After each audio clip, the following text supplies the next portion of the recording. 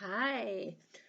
Whoo, are things getting intense after the basket boy thing and uh, Bryce's friend Garrett just kind of went off on him and told him he was being crazy and ridiculous, and Bryce was having none of it. He shoved his friend aside and ran.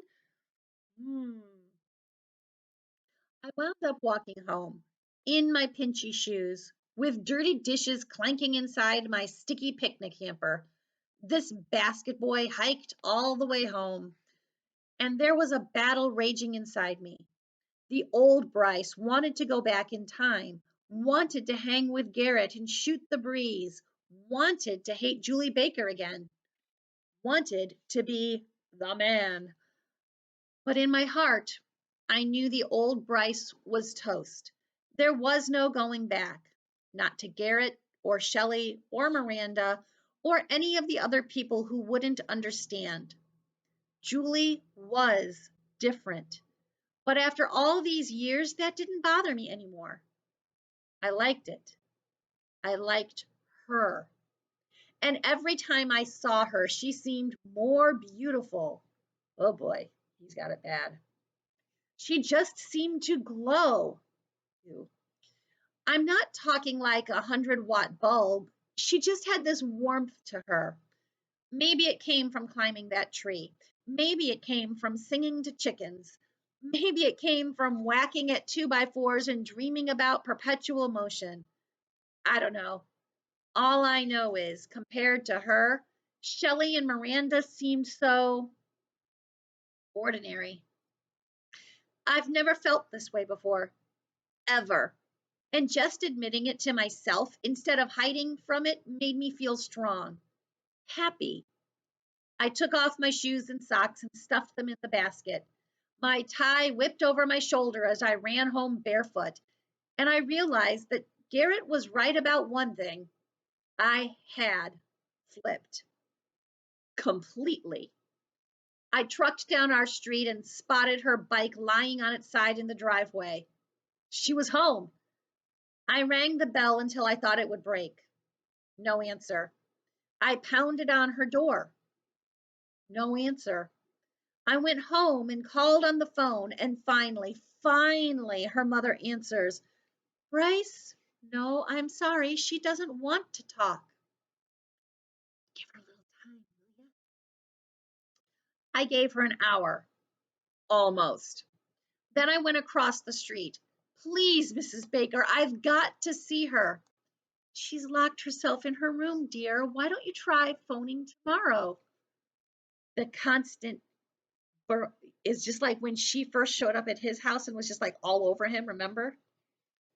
Tomorrow? I couldn't wait until tomorrow. So I went around the side of their house, climbed the tree, and knocked on her window. Julie, please, I've got to see you. Her curtains didn't open, but the back door did, and out came Mrs. Baker to shoo me away. When I got home, my granddad was waiting at the front door.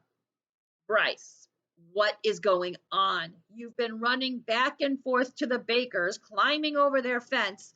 You're acting like the world is on fire. I can't believe this. I just can't believe this. She won't talk to me. Isn't that what he always wanted? He led me into the front room saying, Who won't talk to you? Julie! Is she mad at you? I don't know. Does she have reason to be mad at you? No? Yes? I don't know. Well, what happened? I tried to kiss her in front of this whole room full of people while I was supposed to be having that stupid basket boy lunch with Shelley and Miranda. I tried to kiss her. Slowly, a smile spread across his face. You did. I was like possessed. I couldn't stop myself. But she pulled away and looked out the window at the baker's house. And now she won't talk to me. Very quietly, my grandfather said, Maybe she thinks all of this is a little sudden. But it's not. It's not? No, It started with that stupid newspaper article, and I don't know, I've been weirded out ever since. She doesn't look the same. She doesn't sound the same. She doesn't even seem like the same person to me. I stared out the window at the bakers. She's just different. My grandfather stood beside me and looked across the street too. No, Bryce. She's the same as she's always been. You're the one who's changed. And he claps his hand on my shoulder and whispered, and son, from here on out, you will never be the same. Maybe my grandfather's happy about all this, but I'm miserable. I can't eat. I can't watch TV. I can't seem to do anything. So I went to bed early, but I can't sleep. I've watched her house from my window for hours now. I've watched her house from my window for hours. Oh, I just repeated myself. Sorry. I've stared at the sky. I've counted sheep. But man, I can't stop kicking myself for what an idiot I've been all these years. And now, how am I going to make her listen to me? I'd scale that monster sycamore if I could, right to the top, and I'd yell her name across the rooftops for the whole world to hear. And since you know what a tree climbing weenie I am, I think it's pretty clear that I'm willing to do anything to get her to talk to me. Man, I will dive after her into a chicken coop full of poop if that's what it takes. I'll ride my bike all the stinking way to school for the rest of eternity if it means being with her. Something. I've got to come up with something to show her that I've changed, to prove to her that I understand. But what? How do I show her that I am not the guy she thinks I am?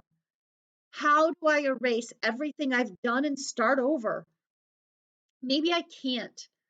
Maybe it just cannot be done.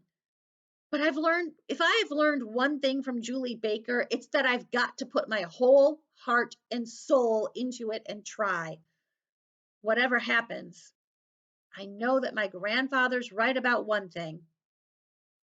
I'll never be the same again. Wow. He has flipped, hasn't he? The next chapter is called The Basket Boys, and it's from Juliana's perspective.